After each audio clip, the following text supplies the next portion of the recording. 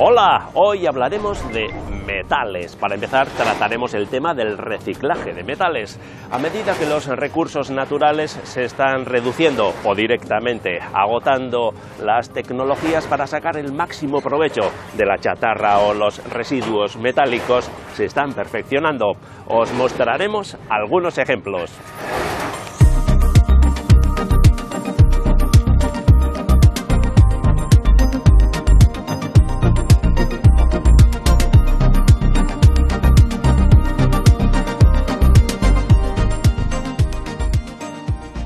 ¿Y sabíais que sin algunos metales nuestro cuerpo no funcionaría? Hierro, cobre, manganeso, zinc, cobalto. Preguntaremos a una bioquímica cuáles son y para qué los necesitamos. ¡Empezamos! La industria del metal siempre ha tenido un gran peso en Euskadi, desde el origen de la siderurgia hasta la actualidad más centrada en conceptos como la industria 4.0. Llevamos muchísimos años históricamente fabricando cosas en torno al metal, no solo productos metálicos. Somos fabricantes de máquinas de herramienta. Con esas máquinas de herramienta hacemos piezas metálicas. Esas piezas metálicas se incorporan en productos que puede ser automoción o otros tipos de productos. Es una industria con una alta tradición y cuenta actualmente con un 26% del valor porcentual de las industrias en el País Vasco. En estas últimas décadas ha hecho frente a escenarios tan diferentes como la reconversión industrial de los 80 o el proceso de transformación que ha supuesto la globalización.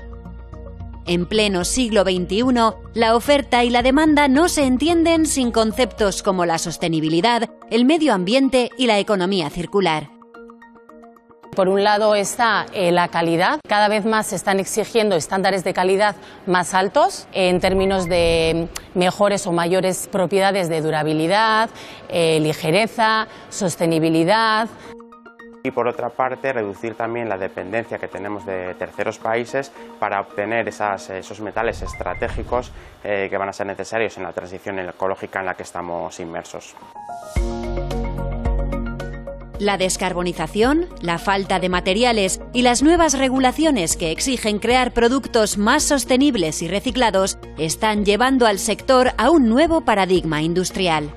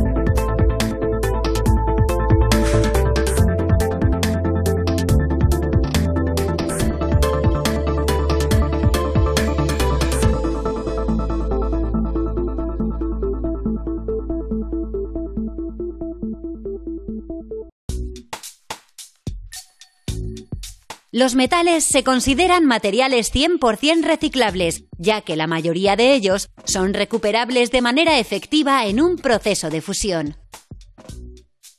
No ocurre lo mismo con los elementos de aleación o microaleación, elementos cada vez más usados en la industria por su durabilidad, rendimiento y aligeramiento. Son materiales complejos con composiciones químicas diversas y que combinan diferentes calidades de metales. La mezcla dificulta el reciclaje de los materiales con sus propiedades originales y muchas veces el resultado es una aleación de baja calidad. Los centros de investigación integrados en la alianza BRTA Trabajan en desarrollar procesos para evitar esa situación.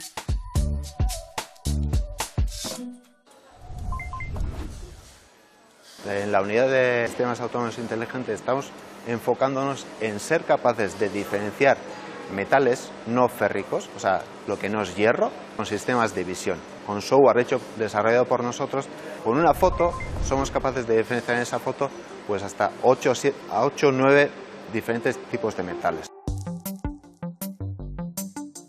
Hasta ahora, la función de identificar y separar los materiales o la chatarra en los centros de reciclaje recaía en las personas que trabajan en línea. Tecniker ha desarrollado un demostrador circular que lleva a cabo todo este proceso de manera automatizada. Este demostrador está compuesto por una cinta circular, 2 cámaras hiperespectrales, varias cámaras RGB y un brazo robótico y una aplicación.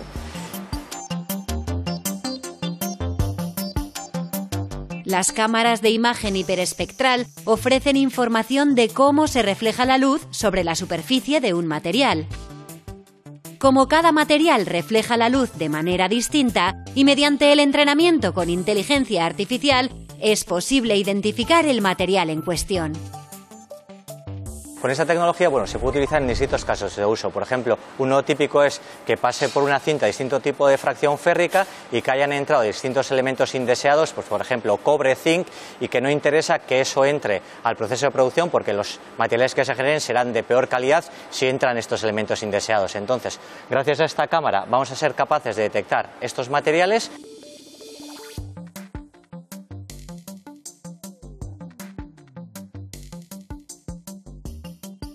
Y luego, gracias a esa información, en esta segunda pantalla podemos ver los objetos identificados con ese material y obtenemos cuál es el contorno de ese objeto en sí, y en ese momento se le dará una orden al robot para que pueda ir a esa posición y pueda separar. El objetivo es mejorar la eficiencia y reducir el riesgo de contaminación en el proceso de reciclaje para obtener un material de mejor calidad. El hecho de poder seleccionar mejor el metal previamente a fundirlo implica que puedas ajustar mejor tus procesos de fundición. Los hornos no tienen que quemar cualquier tipo de metal. La calidad obtenida tras ese proceso de fundido del metal es mejor porque has metido un metal más puro.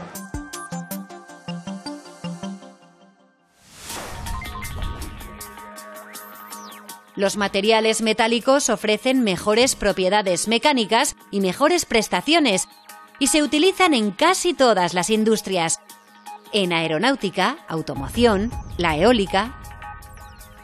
Aquí podemos encontrar materiales multicomponentes que están fabricados por distintas aleaciones y también por distintos procesos de fabricación. Puedes tener elementos de fundición unidos a elementos o a materiales de forja, por ejemplo, ¿no? O una aleación de aluminio con una de níquel. Tras su uso, llegados al fin de su vida, sería conveniente poder reciclar estos materiales de una manera más sostenible. El reto estaría en cómo poder, en un componente, por ejemplo, que pueda ser de acero, ¿vale? Y aparte del hierro, pues tiene níquel, cobre, cómo poder extraer esos elementos de alto valor que se encuentran embebidos en la matriz. Los centros de investigación ven necesario implementar diferentes medidas como las tecnologías de identificación y separación que hemos visto, avanzar en el marco regulatorio o fomentar el ecodiseño. Esto último implica diseñar los productos con materiales que sean más fáciles de separar y reciclar al final de su vida útil. Una de las líneas de Asterlan es desarrollar tecnologías avanzadas que ayuden a separar, purificar y recuperar los materiales y metales de alto valor. Entre ellas tenemos tecnologías de alto vacío, en el que mediante el control de la presión y de la temperatura conseguimos eliminar ciertas impurezas o residuales. El objetivo es recuperar los materiales deseados, conservando y mejorando sus propiedades para volver a utilizarlos.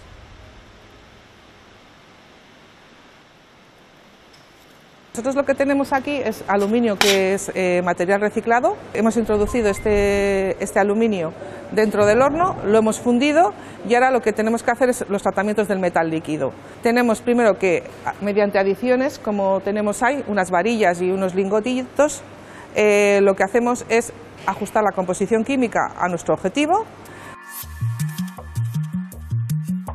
Un equipo de análisis permite analizar y evaluar al momento la calidad del aluminio fundido. Esto es, saber si la composición que lleva es la que se quiere conseguir. Tras comprobar la calidad del aluminio líquido, es momento del proceso de desgasificación. Con esto y unas sales que le echamos fundentes, introducimos argón y mediante rotativo conseguimos que salgan unas burbujitas que durante el metal consigan sacar todo el hidrógeno y todos los óxidos del metal. Limpiamos el metal y conseguimos tener una calidad como si fuera un aluminio primario.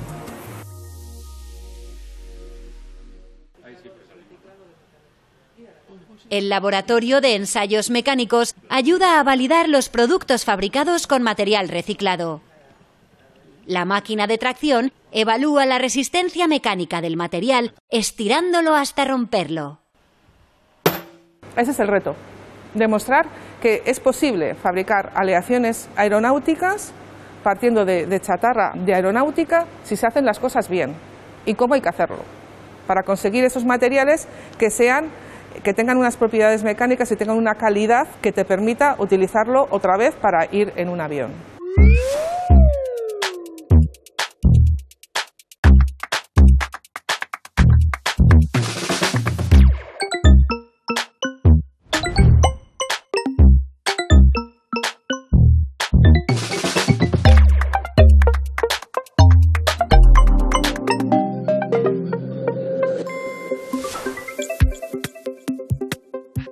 En los últimos años, las energías renovables y la movilidad sostenible han traído consigo el aumento de tecnologías y de componentes que necesitan de diferentes y nuevos metales. Estamos hablando de diferentes tipos de metales y también no metales. Entre los metales tenemos algunos como el cobre, el silicio, también el cobalto, el litio, que más o menos todos conocemos, pero luego sí que hay otro grupo de elementos considerados tierras raras. Muchos de estos materiales críticos provienen de otros países, son difíciles de extraer y son escasos. Por ello es conveniente recuperarlos al final de su vida útil para volverlos a introducir en el mercado.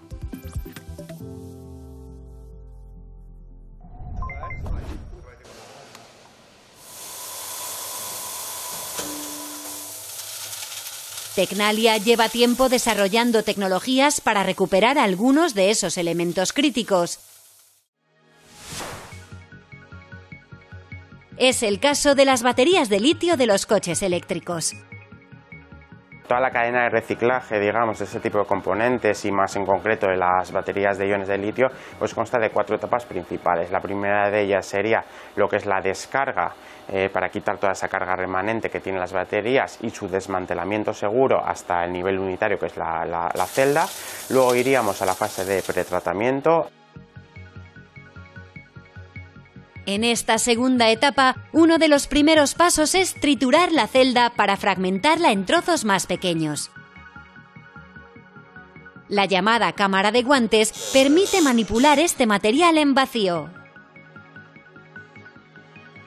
Diferentes procesos mecánicos, físicos o térmicos provocan que los elementos críticos que se buscan se vayan concentrando en una black mass o masa activa. Al final es la masa en la que tenemos concentrados los elementos de mayor interés, los que más nos interesan recuperar porque son los que vamos a usar en la fabricación de las nuevas celdas de batería, ¿no? Estamos hablando, como decía, de elementos como el cobalto, el níquel, el manganeso o incluso el litio. Un último proceso en el pretratamiento es el cribado. El objetivo es conseguir el material más fraccionado posible, la masa activa más pura, para que luego pueda ser utilizado en la tercera etapa, la etapa de valorización.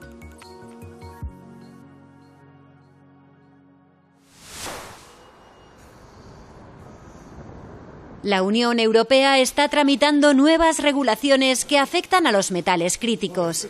En breve será necesario que un porcentaje se extraiga dentro de las fronteras comunitarias.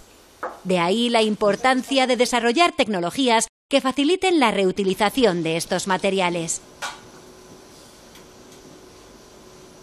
Lo que intentamos hacer es, poniendo en contacto un líquido con el residuo sólido, en este caso la black mass, somos capaces de extraer lo más selectivamente posible metales de interés, metales críticos en este caso, a la fase fluida. Lo que hemos visto es solo una de las tecnologías de lixivación que Tecnalia utiliza para extraer una sustancia, en este caso el metal crítico que se quiere, de un material sólido. Para ello y en este tratamiento, la masa activa tiene que haber estado en contacto con un líquido o disolvente. Tras diferentes procesos, como el de filtración, para eliminar la parte no disuelta, se obtiene el sólido que se busca. Tras pasado cierto tiempo y tras unos parámetros concretos, somos capaces de obtener un producto cristalizado en el cual se contienen los materiales críticos de las baterías. Nosotros finalizamos el proceso con una sal organometálica que contiene los materiales críticos, y tras un proceso térmico o térmico-mecánico obtenemos los productos de interés para incluir dentro de las baterías. Son tecnologías que de momento requieren muchos y largos procesos. El objetivo de Tecnalia con respecto a la valorización de metales críticos en este caso, como en otros muchos, es la reducción del impacto del proceso completo. Esa reducción de impacto puede venir por la eliminación de etapas intermedias o por la reducción de consumos energéticos o de materiales para la obtención del producto final.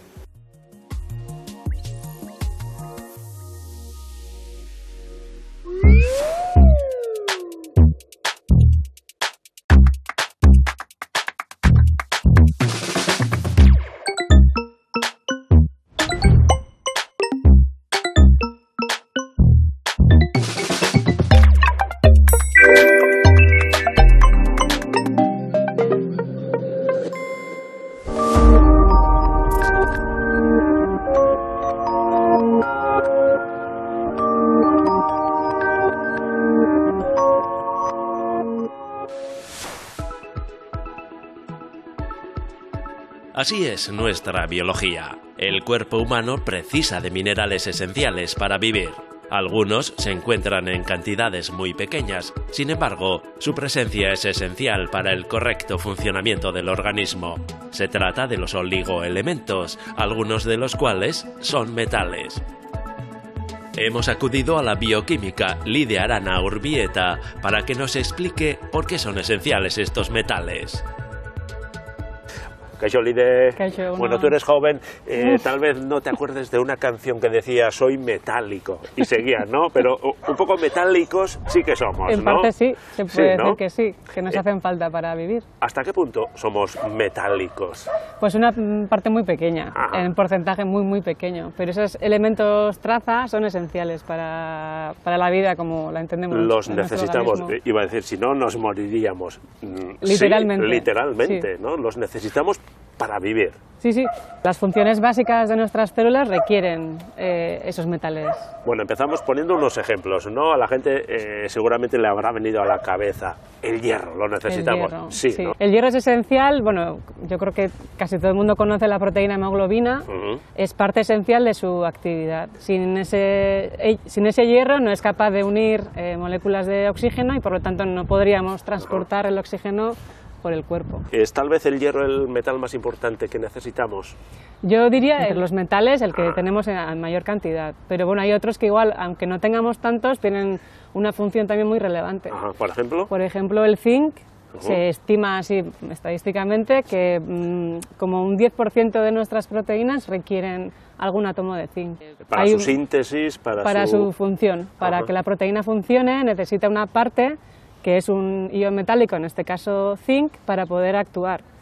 Un ejemplo de átomos de zinc serían los factores de transcripción, son proteínas necesarias para que se puedan expresar los genes. Entonces, sin esas proteínas no se podría expresar los genes y los átomos de zinc les dan una estructura necesaria para poder unirse a esas moléculas de DNA.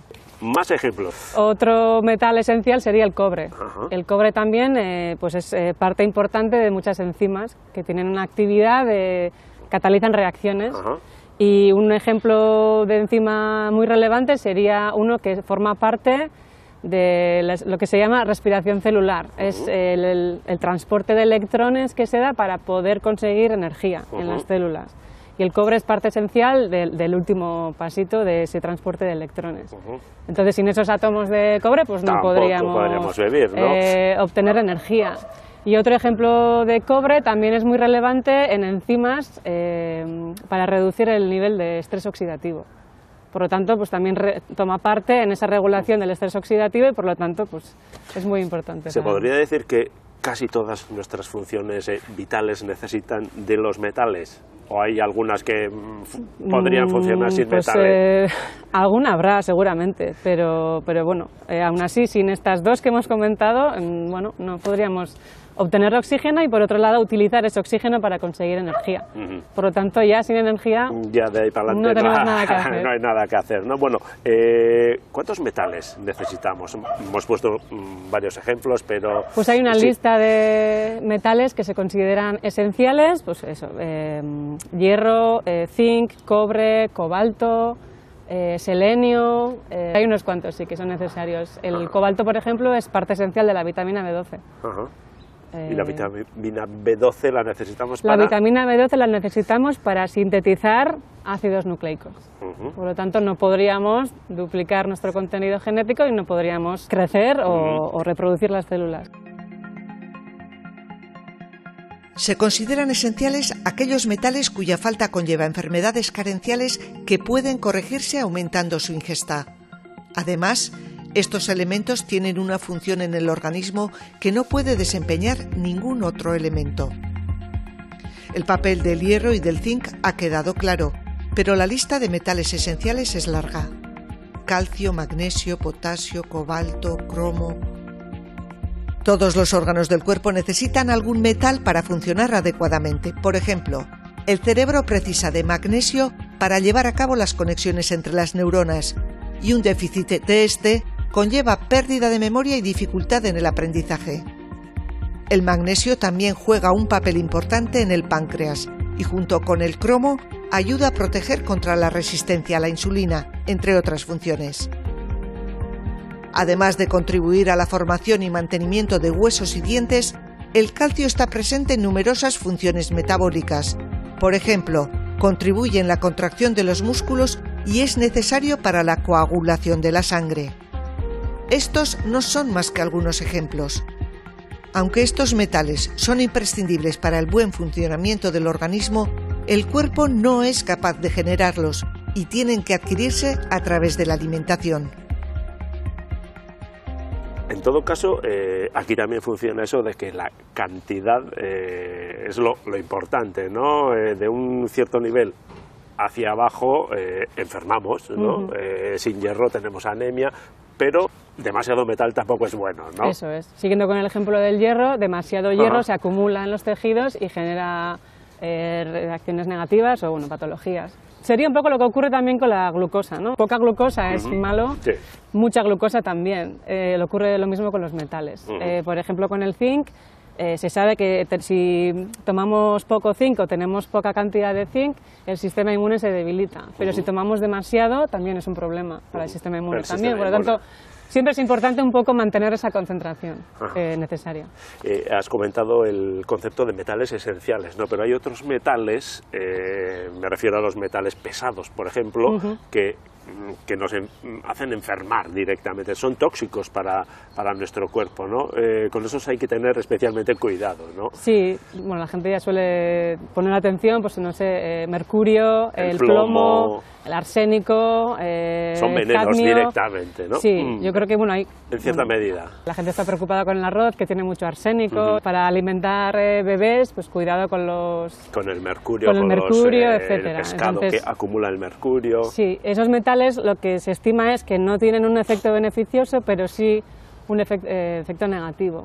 Por ejemplo, el cadmio a veces se inmiscuye donde está el zinc, pero otros, como el mercurio o el plomo, lo que hacen es unirse a la proteína por otra zona, interaccionan por unos aminoácidos, una parte concreta de la proteína y bueno... y evitan que esa función vital se lleve bien, aumenta ¿no? el estrés oxidativo, etcétera, y eso también acarrea problemas. Ajá. ¿Nuestro cuerpo no es capaz de eliminar esos metales tóxicos? Sí, en principio sí. Lo que ocurre es que si la ingesta de alimentos que contienen estos metales es superior a la tasa de eliminación, se van acumulando y se provoca una acumulación y es cuando genera problemas. Los metales son necesarios e incluso beneficiosos para el cuerpo humano, pero no todos y sobre todo no en grandes cantidades. Por ejemplo, los metales pesados. Algunos de ellos son esenciales en cantidades muy pequeñas, el cobalto, el cobre o el níquel. Pero la toxicidad de otros puede llegar a ser letal dado que se acumulan en el cuerpo y son difíciles de eliminar. Los más conocidos son el plomo y el mercurio. El plomo causa daños neurológicos cuando llega al cerebro y el mercurio es una neurotoxina que afecta a la visión, la coordinación o al habla, entre otros efectos. Otros metales pesados no son tan conocidos, pero sus consecuencias pueden ser graves, como el caso del cadmio, que deteriora los riñones, pero también puede afectar a los pulmones o al estómago. Y la lista continúa. El metal pesado que ha causado las consecuencias más graves hasta ahora es el plutonio. Se trata de un metal radioactivo que puede provocar cáncer. Tenemos también otro uso de los metales que es muy beneficioso para nosotros y nosotras, ¿no? Que son las famosas nanopartículas metálicas que se utilizan en el ámbito de la salud, por ejemplo, ¿no? Sí, se están llevando a cabo varias investigaciones utilizando nanopartículas metálicas que, bueno, tienen distintas características interesantes. Es todo un mundo, ¿no? Es todo un mundo, efectivamente, y bueno, se pueden utilizar para el transporte selectivo de fármacos, para diagnóstico de ciertas enfermedades, para tratamiento, no sé, hay aplicaciones en las que se pueden utilizar nanopartículas que tengan características magnéticas, como las de hierro, que se pueden acumular en ciertos tejidos, se pueden dirigir a ciertos tejidos para poder ejercer alguna función terapéutica. Wow. Y luego también, pues, por ejemplo, las nanopartículas de óxido de titanio se podrían utilizar para, no sé, esterilizar superficies, ese tipo de acciones. Eso es en lo que estáis trabajando. Eso es lo que ahora, intentamos ¿no? mirar ahora, a ver qué tal va. Ajá. Y luego hay las nanopartículas de oro, ¿no? Que también he escuchado que también nos pueden ayudar a vivir mejor. ¿no? Se están utilizando mucho las de oro porque se pueden incorporar en su superficie distintas moléculas que puedan permitir, pues es una terapia selectiva, por ejemplo. Súper interesante el tema de los metales en nuestro cuerpo, ¿no? Que tal vez igual la gente no lo sabía, pero sí que los necesitamos para vivir, ¿no? Sí, son esenciales. Esa sería la conclusión. Bueno, Lide, eskerrik asko. Zuei.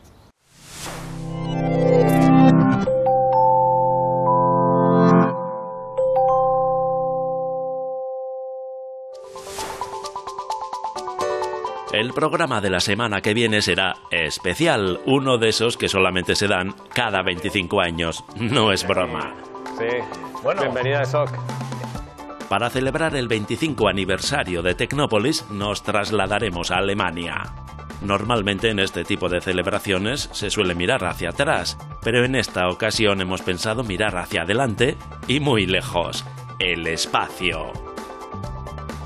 A 30 kilómetros de Frankfurt se encuentra el centro de control de la ESA, la Agencia Espacial Europea.